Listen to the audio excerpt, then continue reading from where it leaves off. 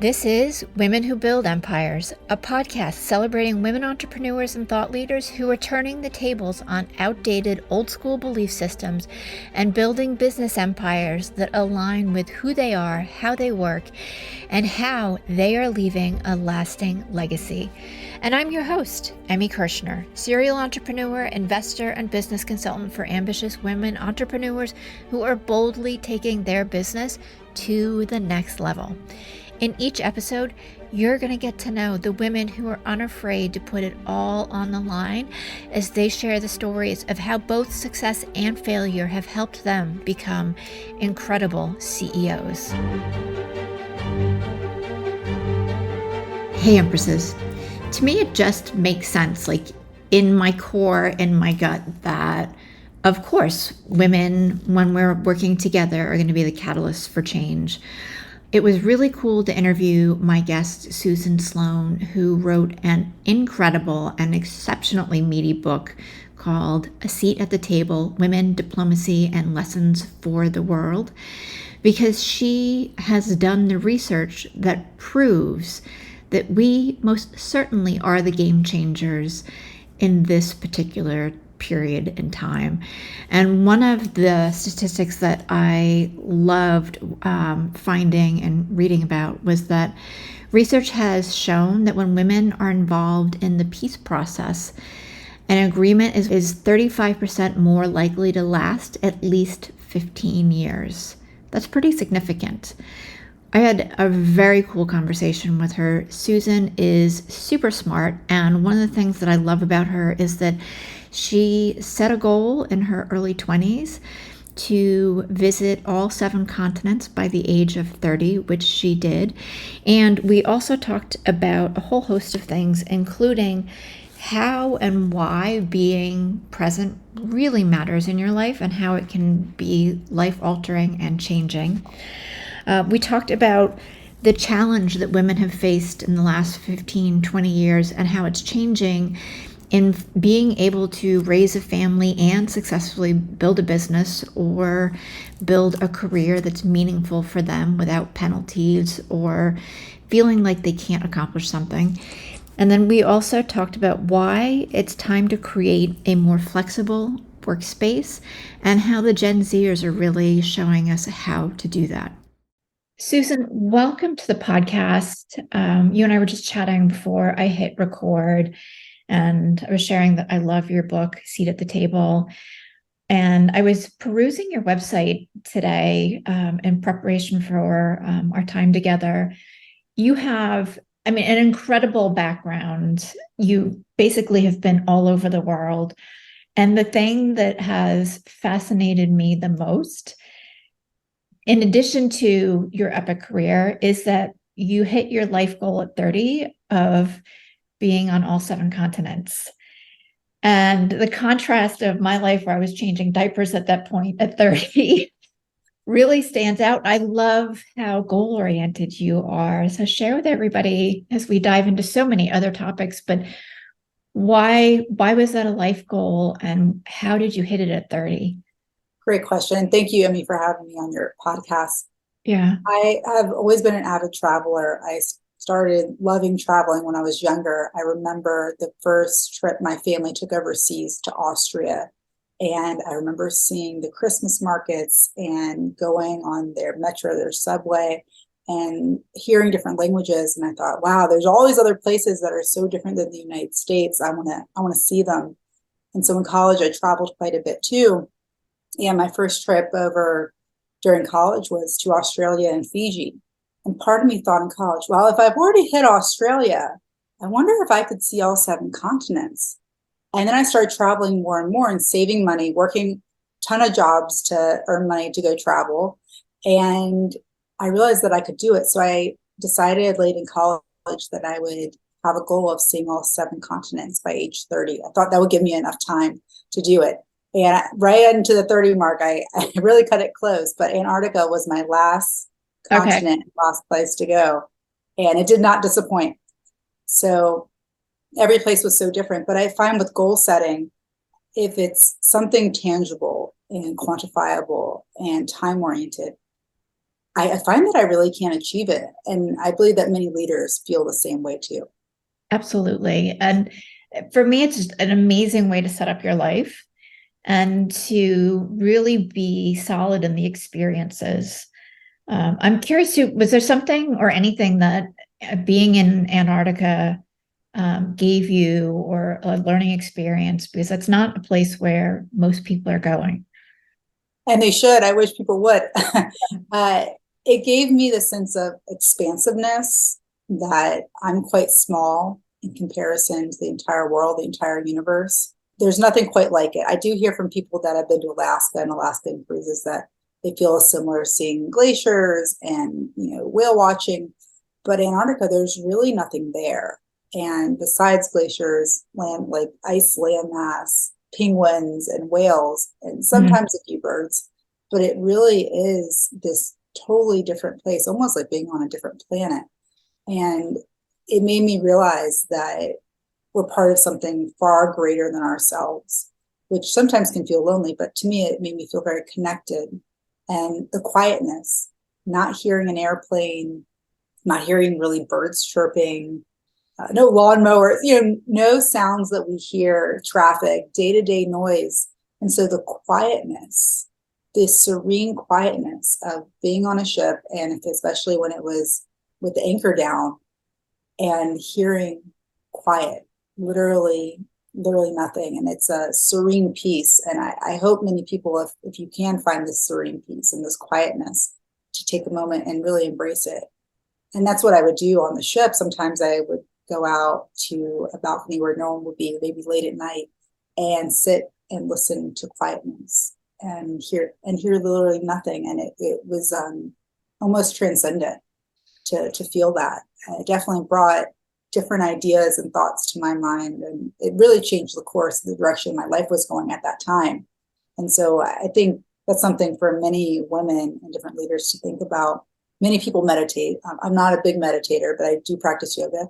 But having a moment of quietness, even a moment of quietness in your day, to give give yourself a chance to think and to breathe and Mhm. to embrace that serenity, even for a moment. Yeah. It's always interesting for me, and not quite the same because it's not silent, but living in a city, there's always noise. Yes. And I make a habit of getting out into nature, usually woods and hiking. So there's still birds chirping, but not having people noise feels very different and almost like weight is coming off of me. So I can only imagine having like no sounds Well, and nature really sounds are beautiful too. I highly agree getting to they nature. are, but Yeah. like that's a totally different experience, right? To have just Yes. complete silence. I, for me, would think that might be even a little bit uncomfortable until you kind of get used to there not being anything. Right. Well, it's also the thoughts that are going on in your mind, the stories that you're telling yourself. That is also a sense of noise, Yeah, and being able to quiet that and let them flow through, which is very meditative. right. But and just being in the moment, being present, and it's Yeah. something that I continue to try to practice in my daily life, whether I'm working or in my personal capacity, of Mhm. taking those moments and being embracing them and being there present and not letting my thoughts or even outside noise interrupt that, but being in the moment. You just said that being in Antarctica shifted really your career and your life vision. How did that change that? And where did you start moving into differently than what you had planned?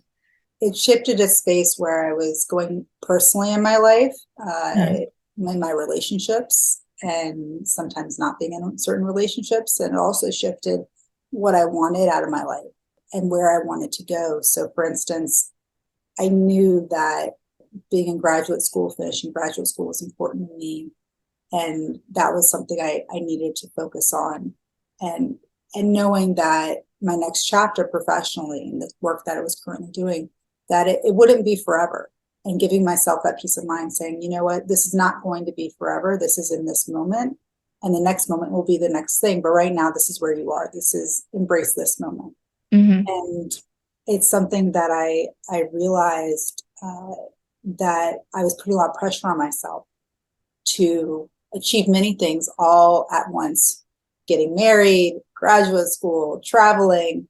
There were a lot of goals that I had for myself, making a lot of money, advancing professionally. And I realized that I couldn't do everything all at once. And having a moment, that moment of clarity, having that silence, that the noise reduction from my daily life, and being in that moment of traveling here in Antarctica, such a special place, and finishing my continent goal allowed me the space to say, okay, what's the next direction I want to take in my life, and how am I going to get there?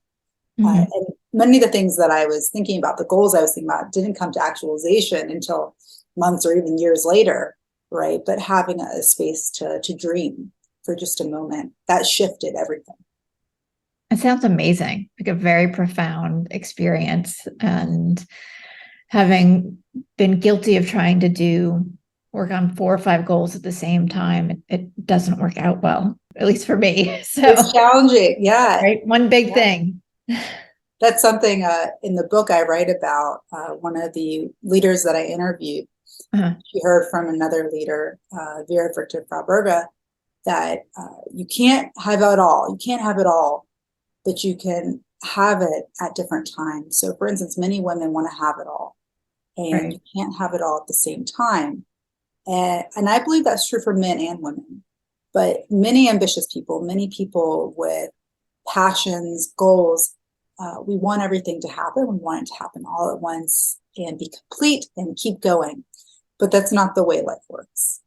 And that's not really the way goals work. And I continue to tell I preach, and I'm listening to myself as I say this, because there's many goals that I have right now that I want to do, but to really accomplish these big goals, hardy goals, whether it's professional, personal, they take time and focus. And that's something that I've learned so far in my short life, because I hopefully I'll continue to live a very long time. But the traveling goal was one goal. I had this other goal of graduate school. And then I had another goal of having a different career path. Writing a book was a goal. All these different things. And they really couldn't happen at the same time. Some of the times blended together when one was ending, one was beginning.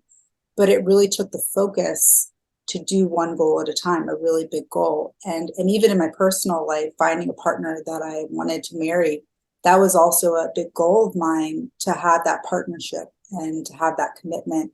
And whether I was public about it or not, or really was honest with myself, it was a goal. And achieving that goal and getting to the next stage of my life, because I did all these things, into my 30s and early 30s. And I knew the next part. I was like, okay, I know building a family is also important to me. And I think that's something that women, you can say now, right? And say it full-heartedly, both with having a career, professional, and having your personal life. It's okay to say these things and say them in conjunction with one another. I think, and I believe 10 to 15 to 20 years ago, if you really wanted to focus on being a professional, you didn't discuss your personal life of finding partnership and building a family in conjunction with having a career.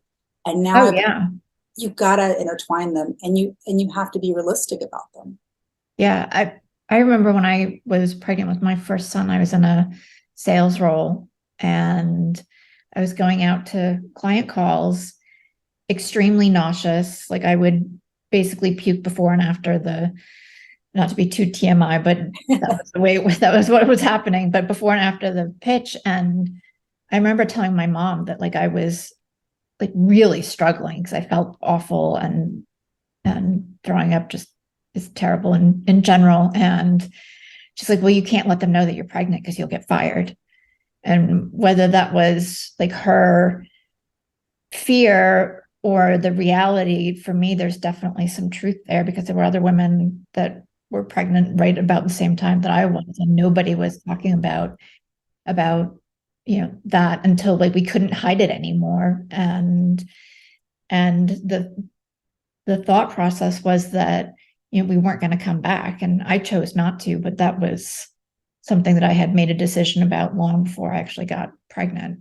It wasn't, that was part of the plan, but most of my friends were going back to work. And it's a huge pressure for women. Yeah. one leader that I interviewed in the book mentioned that she wanted to get into the political realm in Washington, D.C., and she had just had her baby. It was not even like 4 months old, and so she was still nursing, and she was very concerned going to these meetings. She wore black turtlenecks because she was afraid her breast milk would leak. And the things that she did in order to get into that world and get into the current presidential administration, while having a very young child under 6 months old, trust me, were far different than if a man were in the same position having a 6 month-year-old, less than a 6 month-year-old baby. So the things that women do professionally while building a family and building a career, they're far different. And also the stigma is changing right now that many women, if you have the opportunity to take some time off to be with your children as you're raising them and not have to work, which many women do not have that option. Many women have to play that dual role. But right now, even on LinkedIn, there's opportunities to say that what you've been doing with that time that you weren't in the workforce. Because I'll tell you what, whether you're in the regular workforce of going to an office or being on Zoom calls, whatever it is, if you're raising a family, I tell everyone, you are the CEO, you are the COO, you are the CFO, you are everything in between. Oh, yeah. And really, you're running an organization. The things that and time management skills and all the different things that you're doing are really quite profound. And taking those skills and even on LinkedIn, showing what those skill sets are, because you're still an attractable candidate to work and you're basically running a household and running a whole world that exists. Absolutely. I mean, in the short time that I was doing the stay-at-home mom thing, I mean, I ran a book club, I ran a babysitting club, I ran events and managed the whole house, was a financial advisor. Like, there's so many transferable skills, whether you're taking time off or you're just doing a different position or in a different position that you're using to kind of leapfrog into something else. But what I'm really curious about is you've interviewed all these amazing women who have had incredible and unusual careers. How did they find or make, I guess, the ability to have a personal life and the careers that they've had in diplomacy, in places and at levels where there aren't a lot of women? Great question. A few stories call to me right now because many of the women, they mention how partnership played a role or hasn't played a role in their life. And I'm going back to interviewing the first woman ambassador to serve for Mexico here in the United States. And her and her husband are both diplomats and have both traveled the world together and apart and have both been posted together and apart. And many times what they did was request to be posted in Europe at the same time, but they'd be living in different countries. And then they would have these amazing weekend or 4-day getaways, meeting in another country and seeing one another. And the ambassador said it was, the best of both worlds. But they took turns in their leadership capacity. So even when she was posted in Washington, D.C., one of the premier posts for an ambassador, her husband came with her, but he didn't come in a diplomatic form. He wasn't working at the time, and he took a break and pursued some other goals that he wanted to pursue. On the flip side, other diplomats said that it was challenging for them to find a partner, and a few of the leaders I interviewed are still single and they don't have partnership and they date in different countries where they are, but they weren't able to find a partner to go with them and to be with them. So it depends, right? It depends how diplomats find one another. But I will say that we've, especially in the United States, come a far way in the diplomatic service because there were a lot of barriers to women being in diplomacy. And one of them was you couldn't marry another diplomat. And not only that, but a really bad rule that existed was that you couldn't marry at all. If you married, you had to leave being a diplomat, being in the diplomatic service. So now those rules don't exist anymore. But if you imagine that in the workplace, when you're traveling and you're surrounded by other diplomats, surrounded by colleagues, and none of them are viable options, how do you get married, right? Hmm. So the international affairs has really changed with different rules that are now no longer.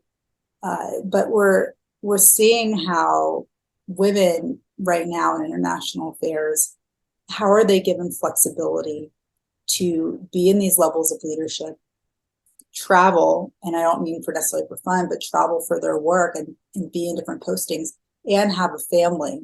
And right now, many leaders are seeing that it can be done, but there depends the country they're coming from if the country gives them flexibility. And other countries do better than others. I will say the Nordic and Scandinavian countries do far more for gender equity in living and working abroad, and even in their own countries of the access to resources and support they give women and families. That does not surprise me. The little bit I know about some of the Nordic countries and how they really what their core values are as a country, but as a culture. It seems to be more diverse and just more equitable in general. Now, these are smaller countries too. So Yeah. something to note is that if you're looking at Finland, Sweden, Iceland, who have great equity when we think about gender, that both men and women are taking time off when children are born into the family. They're given financial support from the government. They don't lose their jobs. They can take, anywhere between 6 months to a year off to raise their children. And both men and women are taking that time. So that creates equity in the workforce, because if both men and women are going to be out of a job for a certain amount of time, there's no competition between the sexes, really. Right. At the same time, they're all coming from pretty homogeneous cultures and smaller countries than the United States or, India or China, right? Right. When you think about the landmass and also population size. And so in the United States, when we think about how to give flexibility if you want to have a family and not just even have children. And something I've been thinking about is when we talk about equity with family leave policies, sometimes it's you don't have children, but you need to take care of aging parents, or you have a sibling that's ailing, or you have something going on with a friend group, or even your dog or your cat gets sick. Sometimes you need to take leave. So it has nothing to do necessarily with children, but creating the equity of that we all need time for our personal lives. And sometimes that comes into family leave. How do we build that into our society? And so to me, it's a nonpartisan issue. It's not conservative. It's not liberal. It's an everyone thing, because at some point, everyone needs to take care of someone, no matter who that someone is. And are we giving a support system to do that? Yeah. And I think that's what's most important is regardless of kids, older parents, a pet, a friend, sister, like whatever and whoever it is, as humans, we should be creating these support systems so that we can all move through the challenges and the difficulties of life together instead of just being cast out into this almost like an individual experience. Because if we live long enough, we're all going to have some sort of challenge and difficulty. 100%. And it's about the collective. It's something I've been thinking about quite a bit lately, that we, especially in the United States, live in a more individual society. What's good for me, living in my own place. And it's very insular and quite lonely. And something that we've all seen, especially during the pandemic, is that humans, we are creatures that need to engage. We are creatures that need to be around other people. And we need that for our mental health. We need that for our community. And so it's more of a collective feeling that we need to build. And whether that's in the businesses that we run, how do we have that collective feeling, or in our personal lives? Because many of us are working remotely from different places. Right now, I'm working remotely. I'm in my home, and I work by myself unless I get on a Zoom call or a phone call or email. But I'm by myself with my dog every day. And so how do I even create that community? And so it's being very intentional about the other things I do outside of work in order to have engagement with humans. And when I don't do that, I noticed that I got very, very down. And that's something that many entrepreneurs may feel when they Hmm. start a business and start a company, that they're alone at first. Yeah. And how to not have that feeling of being alone, because when we are engaged, when we do get that energy from people and that support from other people, we're able to do far more. And so it's realizing to be very intentional about that.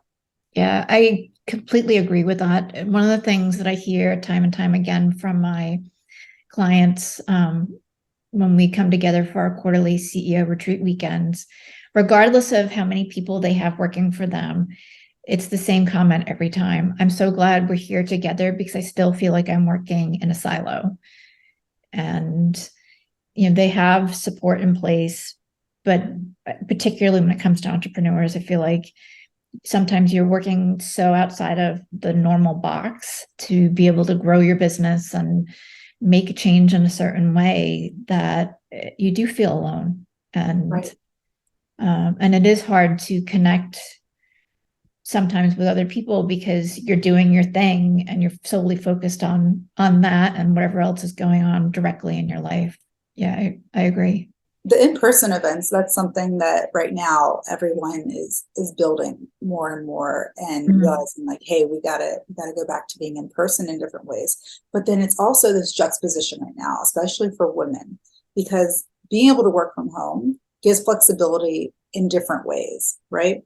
So how do we have this hybrid model of work, being at home and then also being with people, and having the best of both worlds? Because it can't be all or nothing, right? Right. And so right now in the workforce, and something that many diplomats were facing during the pandemic, is diplomacy is really done best in person, right? So their Zoom calls weren't cutting it, but it also allowed many diplomats who are constantly on the go to take a moment and do things in their personal lives that they really weren't able to do before. And Mm-hmm. I think that's a collective feeling, no matter what sector that you work in. And so how do we do both, and how do we do it well? And so this hybrid model that we're now just starting to look at and figure out, which I think will take a few years to figure out, will be really fascinating, because we now see some large corporations saying, hey, we're done with being in the office, we're closing down our headquarters, everyone's working remotely.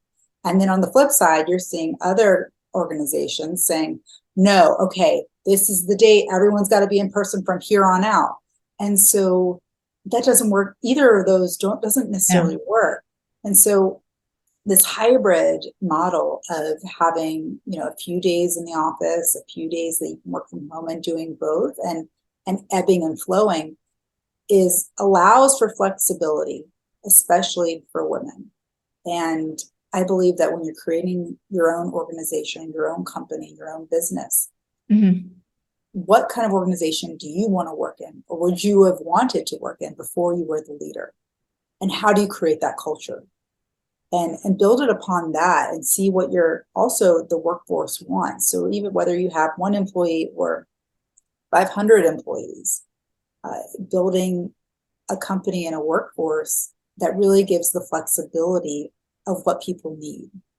And we can learn something about, and maybe I mentioned this earlier before we got the podcast started, that we can learn from our younger generation. So Gen Z, something that they're really looking at is flexibility, and that working to work and make a lot of money is not necessarily the top of mind to them, but really having that flexibility in how they live their life and their personal life is Mm-hmm. far more important than any kind of money they make.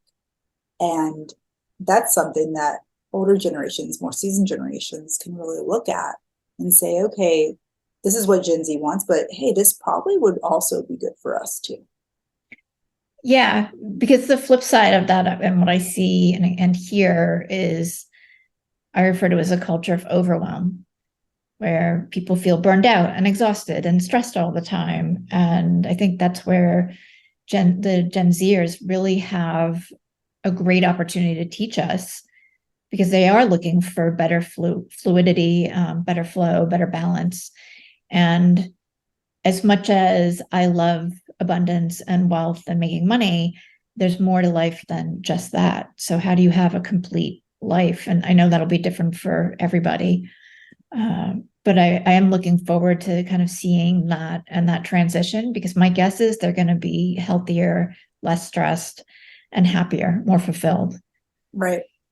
Well, and something about money that I've been thinking about, especially from writing the book, interviewing many of these leaders, uh, some came from families that probably were well off and they were in diplomacy because their families had political connections and already Right. were leaders, and they aspired to also be leaders. But many of the women came from very humble beginnings. The ambassador from Sweden, her family, they had a shoe store and they were like cobblers and shoemakers in Sweden. And they didn't know, what diplomacy was. They weren't in international affairs. Another ambassador I interviewed uh, read Nancy Drew novels and loved this idea of a woman protagonist and getting to the table that way. Yeah. And many of the women I interviewed and the leaders where they are now, uh, they came from humble beginnings, and it was the passion for international affairs, for making a change in the world. They liked being with people. They loved traveling, and that's what got them into foreign affairs and being diplomats. But diplomacy, when you're a government employee, you really don't make that much money, right? It's not a very lucrative income. The whole sex part of being a diplomat is traveling and living in different places all around the world and working on issues that impact many people. Mm-hmm. And many of the diplomats and the leaders I interviewed, the stories that I tell and the research that's in the book shows that these leaders impacted many things that we see in our daily lives, and whether we know it or not.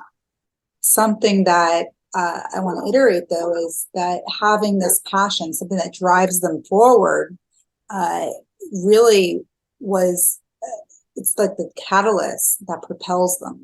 Mm-hmm. And I find that even in my own life, when I do something for money, for this ideal, okay, I'm going to make a lot of money doing this, it never really turns out, right? It never really, like, I'm going to do this and I'm going to make a lot of money doing this. No, the things that really turn out is, oh, wow, I had this idea, I had this passion, I had this goal. This is what I want to do. The money comes along with it.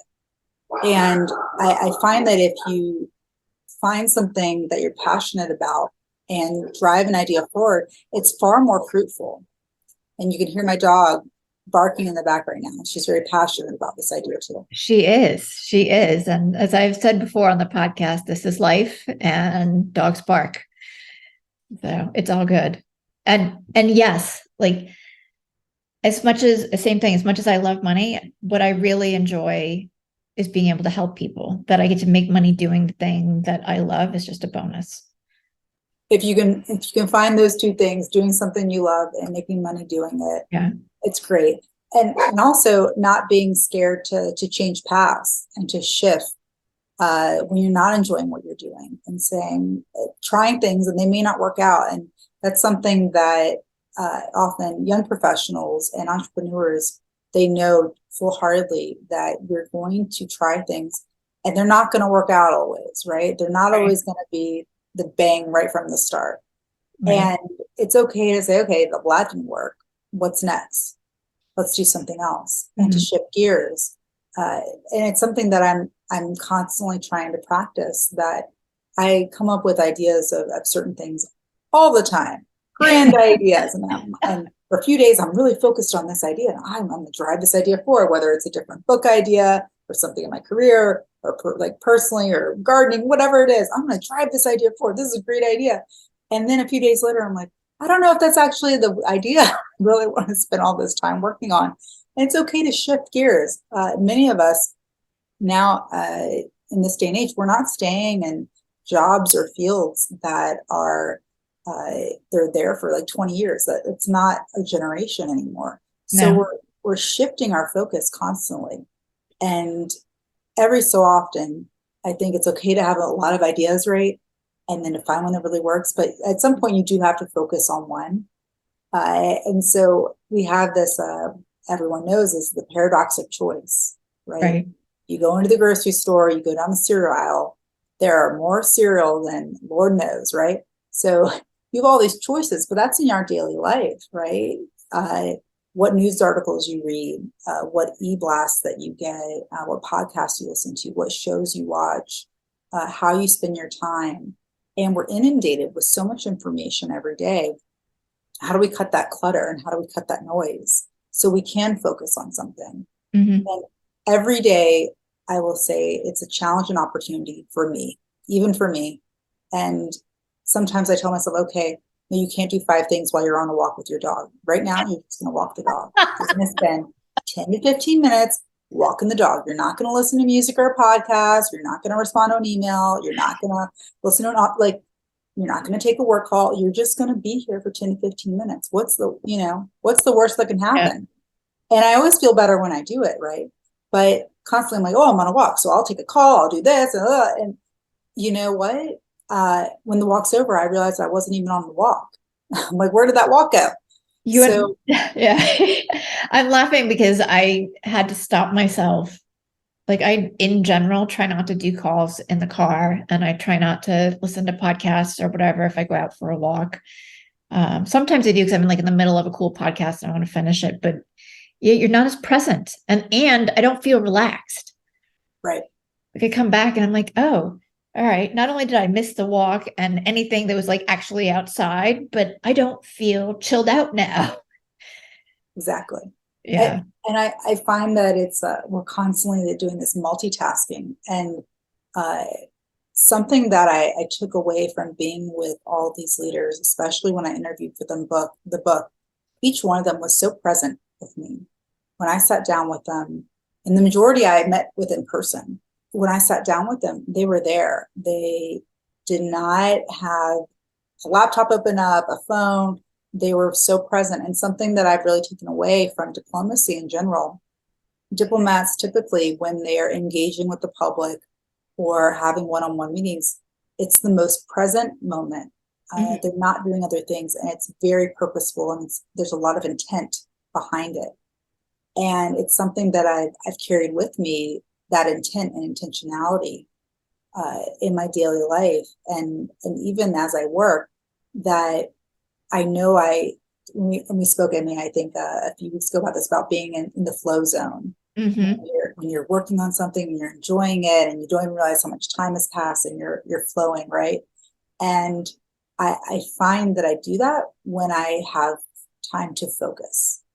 And most people are like, I don't have time to focus. Well, it's creating that time. It's saying, hey, for 30 minutes, I'm going to turn off all these notifications. And this is the thing I'm going to work on. And whatever it looks like at the end of 30 minutes, that was success, because that's what I did for those 30 minutes. Right. So it doesn't matter if it took you 30 minutes to craft that email. That was success, because that's what you did in that 30 minutes without distraction.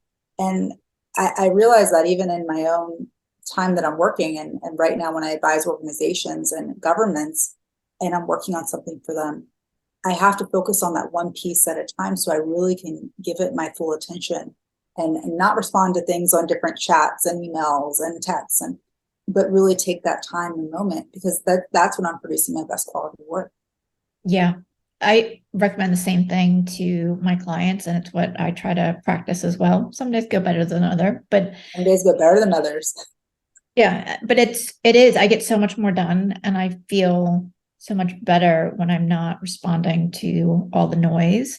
And 99.9% of the noise is not urgent. It usually isn't. It usually isn't. Right. And I like to tell people, unless you are a doctor working in the ER, it's not life or death. It's not. I am curious. I want to shift gears a little bit. With all of the women that you interviewed in the book, because there's a lot. I mean, you spent quite a bit of time and research with this. How do you feel women are contributing to change and doing diplomacy, but just business in general, differently? I find that women, especially in leadership roles, are doing it very differently. And men are learning from women now. I find that many women try to employ these skill sets that women have. And I write about this in the book of one, they're employing different listening skills than other types of, I'd say, male leaders. They are using listening skills in a different way than most people think, not just in a team meeting and listening and everything, but when they're setting a trajectory for a path. And I'm taking this idea from the ambassador of Finland. her skill set, she said, was listening, Mhm. and that she would bring the best minds around her from her team and give the challenge, give the question. Everyone would discuss it. And then the solution that they came up with was usually far better than anything that she could have come up with herself. And versus other leaders, especially other leaders she had worked for, men leaders who would come and say, "This is my idea. This is the direction. What do you think about it?" And that doesn't really give an opportunity for other team members to say, well, they're not going to go against the leader and be like, that's a horrible idea, boss. Right. So that's something that I found that many women use, is this listening idea. And also something that many of the leaders used was this idea of embracing their own unique voice. And what I'll say by that is one woman that I interviewed, the Honorable Mary Beth Long, who she was the first Assistant Secretary of Defense, so equivalent of a four-star general in the Pentagon, first woman to hold that role. She started her career in the CIA, and her cover was being a diplomat with the State Department. And her mentor at that time, there weren't many women in the field where she was working. And her mentor was a man, and he was a very, as she said, machismo, a man with a lot of machismo and very male oriented. And he told her to embrace her unique voice, the fact that she was a woman, use it. You know, you can walk into a room and people want to talk to you. Use it. Create your contacts that way. You know, you're not someone who looks like everybody else. You're a woman, so use that. And so she did, and she got meetings, especially working as a CIA agent, that other men weren't able to get because she was a woman and she was different. She wasn't another man in a suit. And I even heard that from other ambassadors. Ambassador Sweden, I'll mention her again. Mhm. She was posted in Paris. I think there were 2 to 3 or 4 other women ambassadors at that time. Everyone else was a man. And Wow. so at big diplomatic events where all the ambassadors are invited, the prime minister and the leadership of the country, they would call on her and the other women because they stood out in the sea of gray suits and gray hair. Mhm. They stood out, and so they used it. They were able to strike first with their ideas and strike first with, you know, the opportunities to engage with the leadership of the country. And so being different is a great thing. And women have, especially the leaders I interviewed, all of them used it in different ways and embracing what was unique to them. So some leaders I interviewed are more soft-spoken. Other leaders I interviewed were, I'd say, more gregarious and outgoing.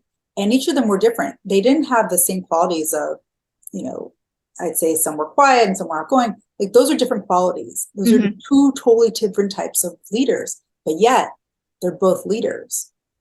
And so I say that with all the women I interviewed, that the qualities, saying these are my qualities, I'm not going to try to be somebody else. I'm not going to try to be a man. So I thought that was very fascinating, coming away from that, because uh, oftentimes people, especially entrepreneurs, as they're building businesses, they're like, oh, I want to emulate this kind of leadership, or I want to be like this leader. I want to be like this leader of this country, this company. You know, I want to be like Sarah Blakely, who, you know, founded Spanx. I want to be like that. But the reality is you are you. So you have to be you. You have to build your empire being you. You can't be somebody else. It's already taken. And I found that all the leaders I interviewed who are successful in their own right, they were each unique and they embraced their unique voice. And that's what made them different. I'm just taking it all in. Because I agree with you so much. And I'm thinking back to kind of the 80s and the 80s and even 90s of some of the women leaders I had access to, who were at higher level, senior level leadership roles. And they were trying to be men because that was the only way they could get to the next level, was to emulate masculine leadership skills. And most of them, and probably not all, but a lot of them years later ended up having health issues. I think partly because of that. They weren't really embodying their unique selves. And I'm curious, you know, particularly post-pandemic, as we're seeing a lot of senior level women exit or pull back from their careers, how can we change that and really have women take another step into owning their voice? We need women in these senior roles. We need women in all levels of leadership. And right now, the statistics are saying that women are stepping back from these senior level roles because the expectations and the non-flexibility of organizations are essentially making them like, it's not worth it. It's not worth it. It's not worth the stress level. It's not worth the anxiety. It's not worth not being with my family or, personal capacity of my other world. And it's not worth it. It's not worth it being a senior level role. So that leads me to believe that the flexibility piece is crucial in how we're building a workforce, how we build leadership within an organization, a company, a government, all of it. And are we actually giving ourselves, are we humanizing it? Because we're not robots, right? We are humans and we can't work 24/7.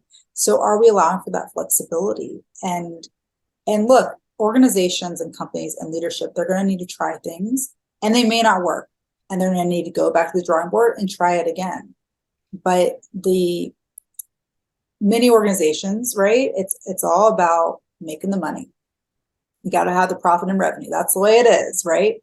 And they believe that working the workforce really hard will get them that.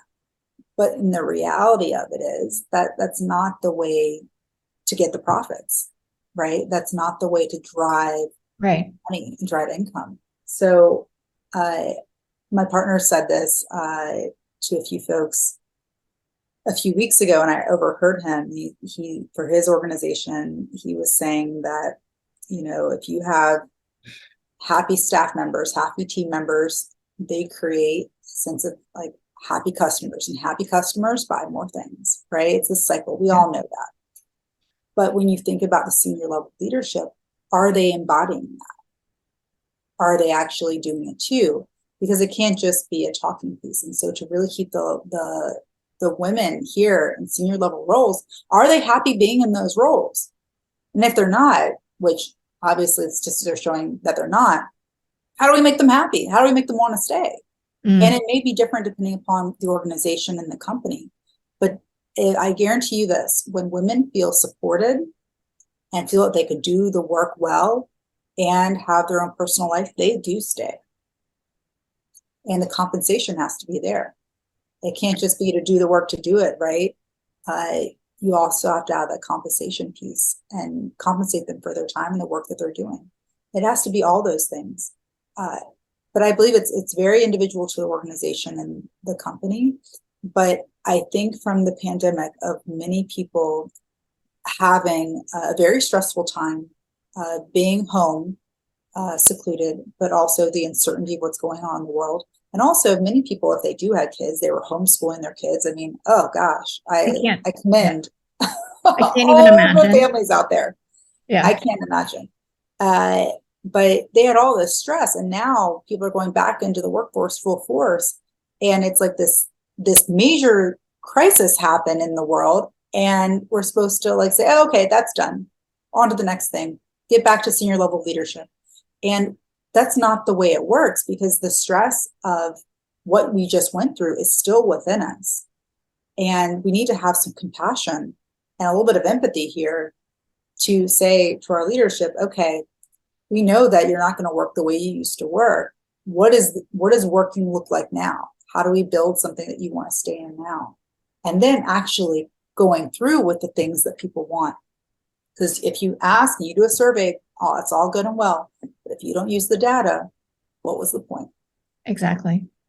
And I don't think businesses and companies, even if they survey, use the data well. Right. Oh, we did the thing. Okay, check box. You got to use it, and you got to have that feedback. And then I also say with senior level women leaving, finding out why they're leaving. What do they really want? And then building that into your culture and building into a strong HR system, saying, okay, this is how we're going to have women in these roles and how we're going to keep them and how we're really going to engage them. And you can say that through a lens of gender, saying women. You can say that through a lens of DEIA, of diversity, equity, inclusion, accessibility. So you can look through it through multiple lenses. But if we want to have a productive workforce and have senior leaders who think differently and bring different ideas and solutions to the table, then we have to have gender equity. We have to have diversity of thought. And that's really what's going to drive us and propel us forward, not only as an organization, but as a society as a Mm-hmm. whole. Well, and I think all of those things are what create innovation and solve problems more effectively, faster, more fluidly. 100%. Yeah. 100%. You had something you said in the book too, and I don't remember the exact numbers, but when women broker peace deals, the peace will generally stay for like 15 years. It's way longer than when guys do it. Can you share that and what the actual real number is? Yes, no, you said it right. Right. A peace agreement is more likely to last 15 years or longer when women are at the decision-making table. And it's something that when we look at conflict all around the world, one, who starts the conflict? Many times it's not women. Yeah. And two, when conflict ends, God willing, when conflict does end and wars end, who is at that negotiating table to make sure that all the voices are heard and all the communities are heard? So, for instance, when you don't have language in a peace agreement that deal with women or children, it's usually because women weren't at the decision and negotiating table. And the biggest populations of people that are affected by war and conflict are women and children. Mm-hmm. So women have to be that voice at the table to talk about how communities are affected and the ways in which to resolve conflict. And when we look at peace agreements that have been very successful, and right now there was an anniversary in Ireland for the peace agreements and negotiations that happened a few decades ago, women drove that. Women drove those negotiations, and that's why Ireland's been in a place of peace for the past couple of decades. And we can see it that women being involved in these negotiations, whether they're at the UN level, whether they're at the country level, when you don't have women at the table, things are not good. Let's look at Afghanistan right now, where there's 0 women in leadership. Women have lost the ability to go to school. Young girls can't go to school anymore. Women cannot leave their house without a male escort. We are back to a few decades where we were before with Afghanistan. And this is what happens when you don't have women in leadership. Let's look at Iran. 0 women in leadership. And right now, the protests that are going on with Iranian women, the Iranian people revolutionizing, saying, hey, this is not what we want. And using covering their hair with the hijab as a symbol, saying that, no, you're not going to control us. You can't control people who want to live their life in a certain way. And this fighting that's going on there internally says that, hey, women matter and women have a voice, and how are we going to use it? And so when you look at countries of how women are treated, they're like a canary in the gold mines. Mm-hmm. What I mean by that is they are the ones to say first, like, hey, something's wrong. If the women are not treated well in a country, I guarantee you this, there will usually be an ending of democracy of some sort, and there will be some kind of I won't say a dictatorship, but a ruling party. When they don't treat women well, things do not go well in the country. And economically, a country usually won't do well either. So you have to have women at the table in multiple levels, whether it's in peace negotiations, economics, leadership, all of it. Mm-hmm. And when you do have women at the table, countries, businesses, everyone fares better. Yeah. Which to me makes complete sense because we tend to be more collaborative.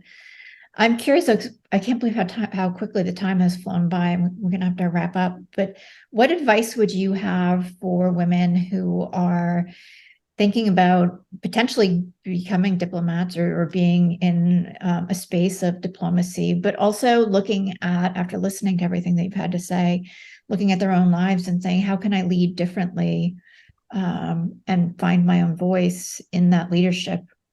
One, we definitely need more women diplomats. We definitely need more women in international affairs. So we have, I would say, less war, but more ideas coming from a different lens on how to solve problems and how to work together. Because yes, women are more collaborative, but also women think differently than men. Everyone thinks differently. So you have to have that diversity of thought at the table. So if you're interested in diplomacy and international affairs, yes, there are ways to go into it and there are ways to get involved. If you want to connect with me on LinkedIn, I'm happy to share a few ways of how to get into diplomacy.